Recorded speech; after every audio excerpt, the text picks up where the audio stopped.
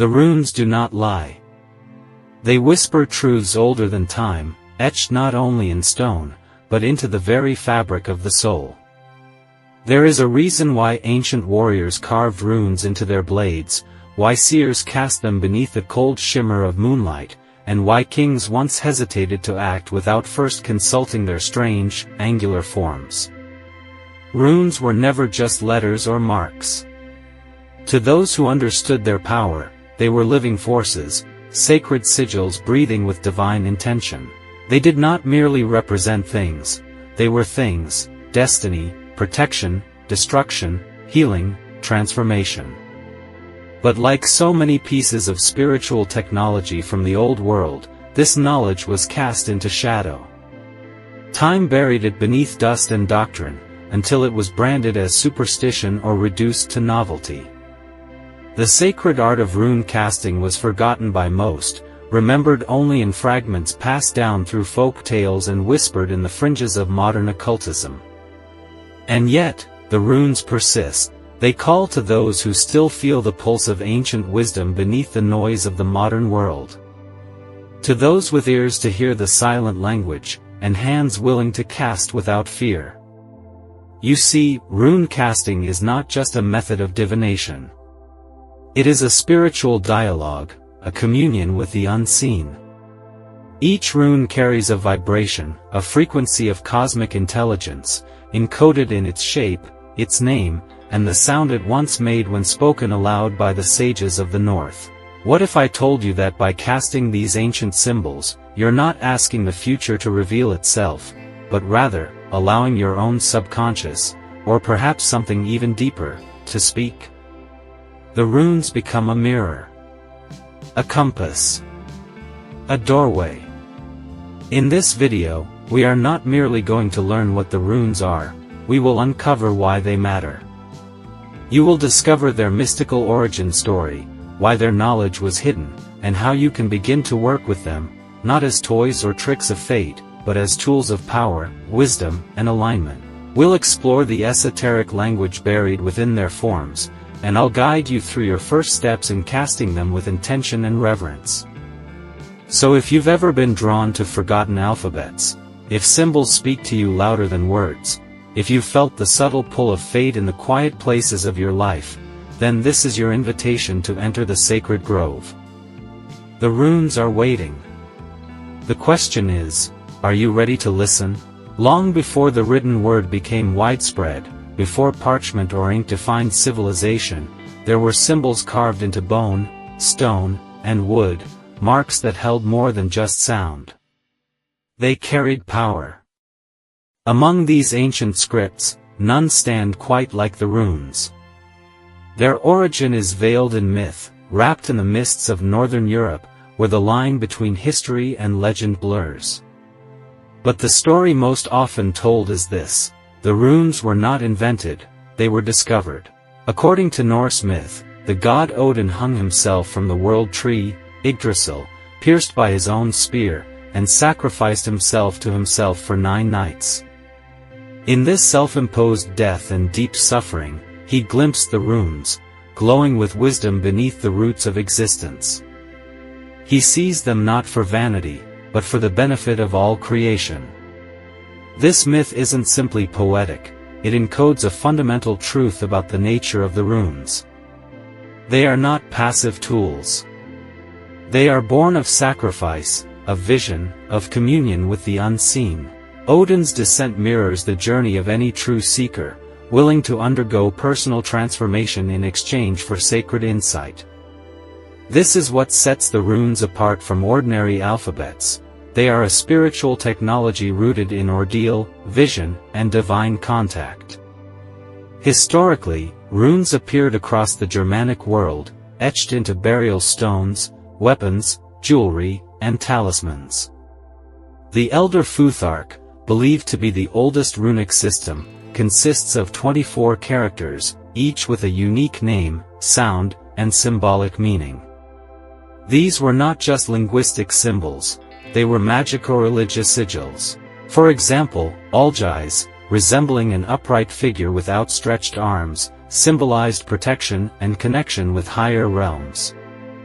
Fehu, the first rune, represented not only cattle or wealth, but energetic flow, beginnings, and value. Every rune was multifaceted, an ideogram, a sound, and a force. To the ancients, casting runes was not about telling the future, in a simple, linear sense. Instead, it was a sacred act of pattern recognition, of aligning with the deeper currents of life. Just as a sailor reads the stars or a shaman listens to the wind, the rune caster opens themselves to the language of the unseen. This makes the practice inherently relational. You don't simply use runes, you converse with them. But as Christianity spread across Europe, particularly through the Germanic and Norse regions, rune use became increasingly condemned. The Church, wary of indigenous spiritual practices, labeled them pagan, heretical, even demonic. Inquisition records tell of runes being outlawed, their inscriptions destroyed, their practitioners silenced. This systematic suppression wasn't just political, it was spiritual. For to cast runes is to bypass authority and commune directly with the sacred. That kind of independence frightened those who built empires on control. And so, over centuries, the runes faded from public consciousness. Their meanings became fractured, reduced to quaint folk traditions or romanticized Viking nostalgia. But the deeper esoteric understanding, the runes as divine archetypes, as psychic keys, as spiritual portals, was largely forgotten. Yet nothing truly sacred ever disappears. It only waits. Today, the runes are stirring once more. As more seekers turn from institutional dogma and return to earth-based wisdom, the runes have begun to reawaken. Their forms may seem simple, mere lines and slants, but within each shape lies a universe, a frequency, a forgotten piece of your own inner map. They are not just letters, they are reminders. Of who you are. Of what you've forgotten. Of the power that lies dormant within. To study the runes is to remember. To cast them is to re-enter the web of fate as a conscious participant.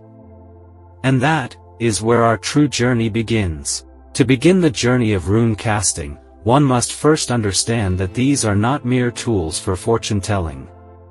Each rune is a crystallized symbol of consciousness, a fragment of universal truth encoded in line and shape. The very act of working with runes requires a shift in perception, from seeing them as static signs to experiencing them as living archetypes.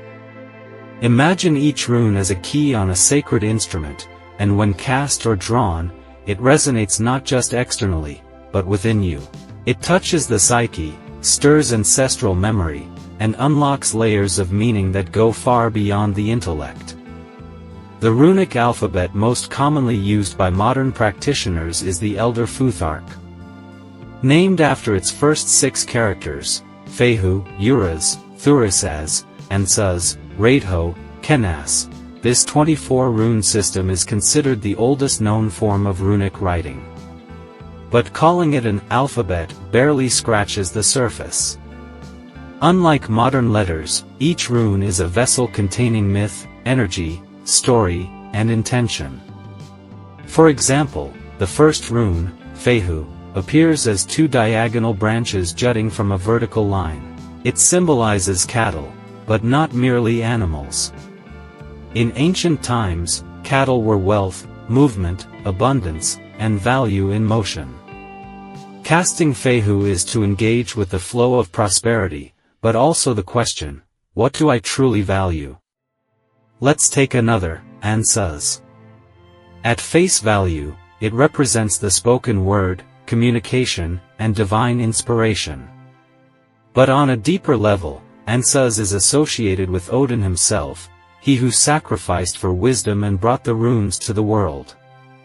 So when this rune appears in a reading, it may speak to guidance from higher realms, or the need to speak with truth and clarity, but it may also point to a test of integrity, a call to silence, or the presence of ancestral wisdom trying to reach you. This is what makes rune casting so powerful. It is not a rigid system. It invites the practitioner into a dance of symbols and intuition. You do not read runes the way you read words in a sentence. You listen to them. You observe how they fall, how they interact. You feel their placement, the orientation. Are they upright, reversed, face down, or crossing one another? Their positions echo the movements of stars, the cracks in bone, the whispering of leaves. Nature speaks in patterns, and so do the runes. It is important to note that casting runes is not about achieving exact answers, it is about aligning with deeper truths. When you begin to cast, you are entering sacred conversation. You ask not for outcomes, but for insight. And in that process, something extraordinary begins to happen. The runes don't just speak to your circumstances, they mirror your soul. This practice, like the best of mystical arts, is layered. On one level, rune casting is a form of active meditation, a way to access inner guidance. On another, it becomes a tool for shadow work, revealing unconscious patterns, fears, and desires that shape your life from beneath the surface. And on a higher level still, it becomes an act of co-creation with the universe. You are not passively receiving messages, you are invoking energy, participating in the weaving of your own fate. There's a reason the Norse saw fate not as a line, but a web, WYRD, the intricate interconnectedness of all things. To cast runes is to momentarily glimpse the strands of that web, to perceive the hidden architecture of a moment in time. And with each cast, you do not just ask, what will happen? You ask instead, what am I being shown? What energy is rising? What truth must I face? So the first steps are not about memorizing definitions or learning spreads. They are about relationship. Pick up a single rune. Hold it in your hand. Study its shape. Say its name aloud. Listen. Feel.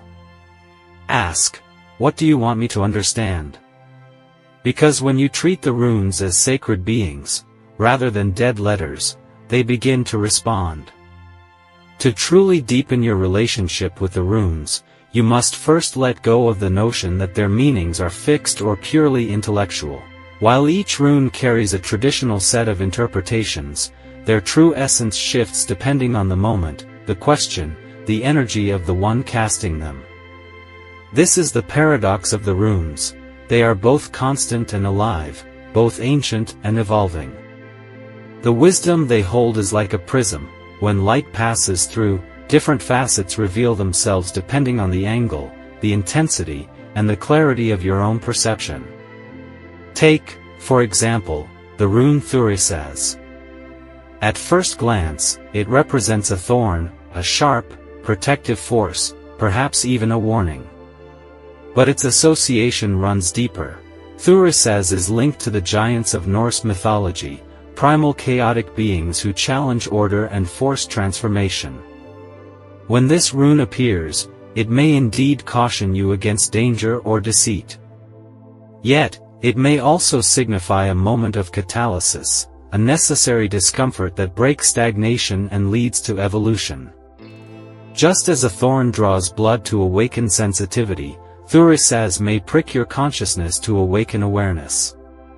Is it harm, or is it healing disguised as resistance? Similarly, consider Isa, the rune of ice. It represents stillness, stasis, perhaps even blockage. But beneath the surface, it teaches the art of patience, inner stillness, and self-containment. Ice is not dead, it preserves, it reflects, it conceals. When Isa enters a cast, it may suggest a time to pause, to gather energy, to resist the urge for movement.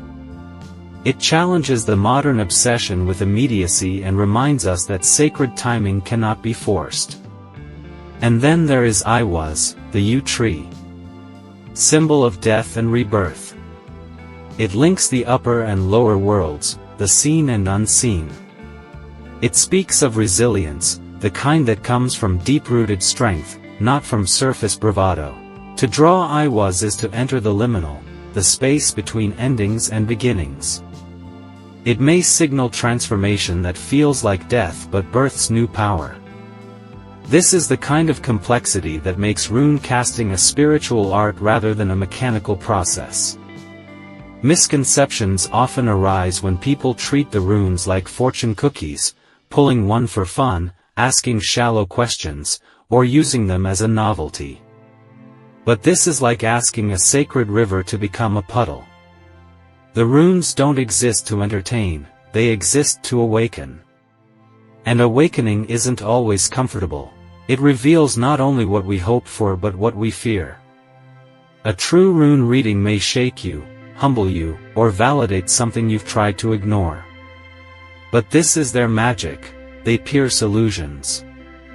There are also alternate perspectives within the runic tradition. Some see them as tools for manifestation, drawing specific runes to invoke desired energies. Others see them as a psychological map, akin to Jungian archetypes. Each rune correlates to deep psychic forces: shadow, will, love, fear, integration. For instance, Tiwaz, the rune of justice and sacrifice, is not just about external fairness. It calls you to evaluate your inner sense of integrity. Where are you compromising your truth? What must be surrendered to uphold something greater? Another little-known truth: many believe the runes were not merely carved or cast, they were sung. Each had a sound, a chant, a vibration. Speaking or singing the runes, known as Galdr, was a way of invoking their essence directly into the energetic field. This sonic activation connected the rune not just to the mind, but to the body and spirit. Imagine holding a rune like Raidho, the rune of movement and journey, and intoning its sound until it begins to stir something ancient within you, a call to travel not just outward, but inward. In this light, rune casting becomes a full-bodied practice. You are not just pulling symbols, you are stepping into alignment with archetypal energies that already live within you. You're not asking the runes to tell you what to do, you are asking them to reveal who you are becoming. This is why reverence is essential. When you approach the runes with sincerity, they respond with clarity. But if you come with arrogance, they cloud. They are like old spirits, wise, patient, but not easily fooled. As you continue to work with them, you'll begin to notice synchronicities. A rune drawn in the morning may echo through your day. A casting made during a full moon may unveil a pattern that spans months. The more you pay attention, the more the language of the runes begins to speak in whispers and symbols outside the casting cloth, in dreams, in chance meetings, in gut feelings that align too perfectly to be coincidence. And this is where the deeper truth emerges: the runes don't give you answers. They awaken your inner knowing so that you become the answer. They don't override your path, they illuminate it, asking you to walk it with awareness, with courage, and with sacred intent. So, how do you begin this journey with the runes in a way that is grounded, sacred, and transformative? It starts not with memorization, but with initiation. Treat your first steps not as learning a new skill, but as entering into a relationship with an ancient, living system. Before you ever cast a rune, create space, physically and spiritually, for the runes to reveal themselves. Set aside a corner of your room, a quiet place in nature, or a small altar. This will become your rune sanctuary, a space where the veil between seen and unseen grows thinner. Begin by acquiring or crafting a set of runes. While there are many beautiful sets available, consider one made of natural materials: wood, stone, or bone. These hold energy and presence. You may even choose to make your own, carving each rune by hand. This process, slow and intentional, is itself a ritual of bonding. As you carve each symbol, speak its name aloud. Let the sound resonate in your chest. Feel the shape with your fingers. You are not just making a tool, you are awakening a spirit. Before casting, take time to center yourself. Close your eyes. Breathe deeply. Some practitioners call upon Odin or invoke the Norns, beings of fate, to witness the reading. Others simply ground their energy, setting a clear intention. This is crucial. The clearer your question or energetic state, the more coherent the rune casting will be. Ask not vague questions like, "What will happen?" Instead, frame your inquiry as a dialogue with destiny. Try, "What energy am I stepping into?" or "What lesson seeks to unfold?" The runes respond to depth. When you're ready, draw your runes. You may pull one for daily guidance or cast several onto a cloth to observe their positions and relationships. A popular beginner spread is the 3-rune cast, one for the past, one for the present, and one for the unfolding future. Another is the single rune draw, a focused meditation on a single energy for the day. As the runes fall, observe their orientation. Are they upright, reversed, or face down? Do they cluster? Are some distant from others? These patterns carry meaning. Now, interpretation begins. Start with the traditional meanings, but do not stop there. Let your intuition rise. What thoughts or images emerge as you gaze upon the rune? What emotions stir? Often, a rune will speak in symbols, in nudges, in half-remembered dreams. Keep a rune journal. Write down your castings, your impressions, and what events follow. Over time, you will build a personal lexicon, a living archive of insight and synchronicity. This is how runes become not just a practice, but a way of life. You may also incorporate ritual. Some practitioners light a candle or burn herbs, juniper, mugwort, or pine, before casting. Others meditate on the runes or draw them on their body with water or oil as a form of energetic alignment. Chanting, or galdr, is another powerful technique. By vocalizing the rune's name repeatedly, you invite its energy into your field. For example, softly repeating Laguz. Laguz. Laguz, the rune of flow, emotion, and the unconscious, can help release stuck feelings and open intuitive pathways. And yet, the path is not always smooth. You may encounter resistance. Some runes may seem unclear, or even contradict one another. This is part of the mystery. The runes do not always confirm your expectations, they reveal what is. Be patient. Return to the cast. Sit with it. Let time unlock its layers. In some cases, a rune you cast today will only make sense weeks later, when events align. Trust the web.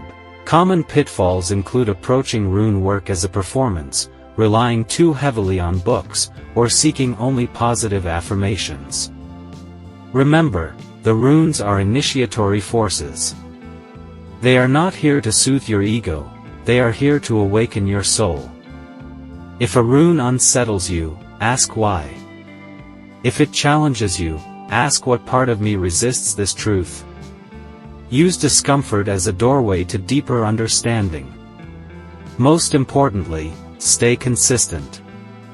Work with the runes regularly, not just when you seek answers, but as part of your spiritual rhythm. Let them walk with you. Draw one before important decisions. Cast them at the turning of the seasons. Sleep with a rune under your pillow. Let their presence shape your awareness and refine your inner compass. The more you engage with the runes, the more you begin to see their patterns in the world around you. A sudden encounter, a strange dream, an emotional shift, they all begin to echo rune-like messages. You start to realize that life itself is a great casting, and you, the caster and the casted. The runes are not just ancient tools. They are mirrors, guides, and portals. They offer clarity, but not always comfort. They speak truth, but not always the one you wish to hear. And yet, when honored, they will walk beside you as allies on the deepest spiritual path you will ever take, the journey inward. The path of the runes is not a straight line, it is a spiral. It curves through shadow and light, past and future, self and cosmos. To begin casting runes is to step beyond the veil of mundane reality and into a realm where every symbol is a breath from the divine, every casting a dialogue with the unseen. And now, as you stand at this threshold, you are not merely a student of symbols, you are becoming an interpreter of fate, a weaver of insight, a keeper of ancestral memory. In your hands, these ancient signs are no longer relics. They are alive. They pulse with the energy of the forests that birthed them, the gods who whispered them, the shamans who carved them by firelight in sacred groves. They speak in riddles and metaphors, in wind-stirred intuition and deep soul knowing. And as you continue to listen, to cast, to receive, you'll begin to feel a shift, not just in your understanding, but in your very being. You'll notice how your questions become clearer. How your awareness sharpens. How synchronicity begins to follow you like a shadow. Let this be your invitation, not to simply learn rune casting, but to live it. To walk each day with one foot in the visible world, and one in the mystery. To see every challenge as a message, every breakthrough as a rune in motion. Let the runes carve themselves upon your soul, not as predictions, but as activations of your deepest potential. And when you cast them, whether in solitude, ritual, or reverent silence, remember this: you are not seeking certainty. You are seeking connection. Connection to the ancient rhythm that pulses beneath language, beneath logic, beneath fear. The runes do not promise control. They promise wisdom. And wisdom, unlike knowledge, lives not in the mind, but in the blood, the breath, and the spirit. So I ask you now, not as a question, but as a whisper through time, what are the runes trying to awaken in you? If this journey has stirred something ancient within your heart, I invite you to walk further. Share your thoughts in the comments, draw a rune and tell us what it revealed. Subscribe if you feel the call of more forgotten wisdom. And above all, trust the path. For once the runes begin to speak, they rarely fall silent again.